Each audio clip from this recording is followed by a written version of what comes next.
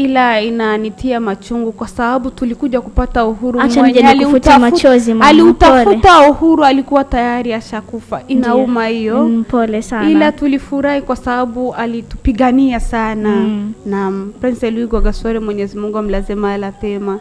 Maana huyo ni anakuambia kitakuzibua. Bila shaka ni ngoma ya zamani kidogo.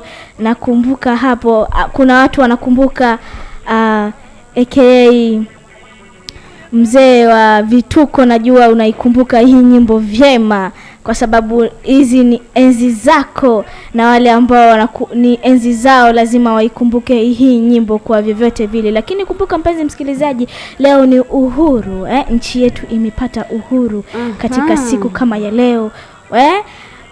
Tarehe kama ya leo 1 mwezi wa 7 2022 tunakumbuka uhuru wa Burundi kabisa. Na kama kawaida yetu kipindi chetu cha leo tuna mada ya uhuru kabisa. Anakuambia uhuru unatukumbusha nini sisi kama raia wa Burundi?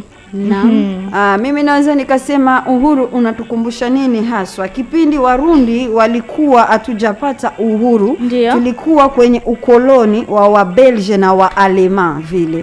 Tumekuwa kwenye ukoloni wa Wabelge na wa Alema.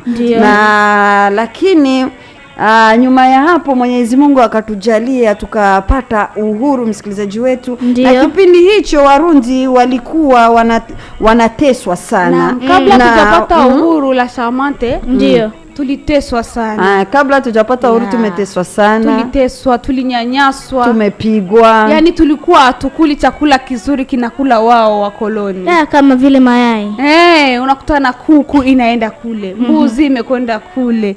Vitu vingi tu. Kama ukuleta hiyo siku unapigwa. Imagine wewe mtu kama mtu mzima unapigwa mbele ya watoto zako.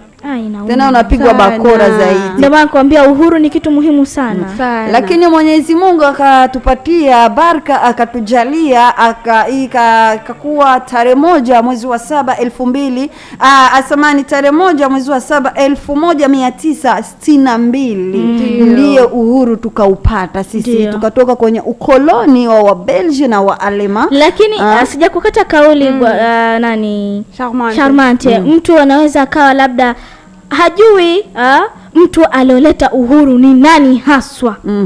Kwa mfano mimi bado sijamjua. Naomba uniambie ni nani alioleta uhuru hapa Burundi. Mimi niseme tu ni my hero. Kwa sababu hatungekuwa hapa sisi. Swadakta. Lakini ila wanasema ni Prince Louis. Anakwambia ni Prince Louis Gasore. Lakini wengine wanawasema imechangiwa na Waswahili. Kwa story Waswahili wamekuwa na wenyewe wameingiza mguu wao katika uhuru. Na haswa Waswahili gani hapo Buyenzi. Unaona? Na barabara na namba watu wote wanajua. Na kwenye sikukuu ya uhuru huwa na Waswahili wanashiriki na wanawapatia zawadi. Maana unajua mtu utoke kwenye ukoloni. Yani mtu anakuhukumu miaka na miaka. Alafu wewe utoke kwenye ukoloni uingie kwenye kujihukumu. Inapendeza sana. Na ndio maana tujisifie sisi Warundi na tujipende, na Mwenyezi Mungu azidi kutia bendera yetu uwe juu zaidi. Hii tarehe 1 mwezi wa 7 siku ya leo 1962 ndio tumepata uhuru wetu kujihukumu, tukatoka wazungu kwa hukumu.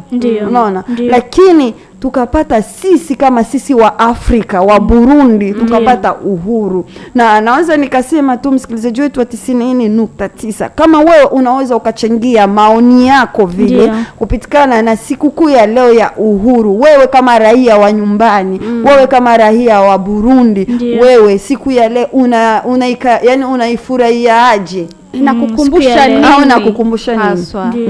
Katika uhuru. Kwa mimi nafurahi ila inanitia machungu kwa sababu tulikuja kupata uhuru.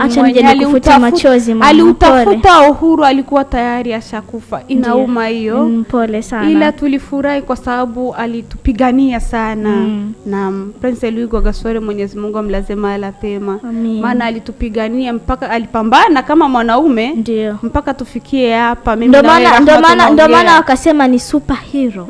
Kwa sababu alipigania amekufa, najua nakufa lakini nchi yangu ipo free, ipo huru kabisa.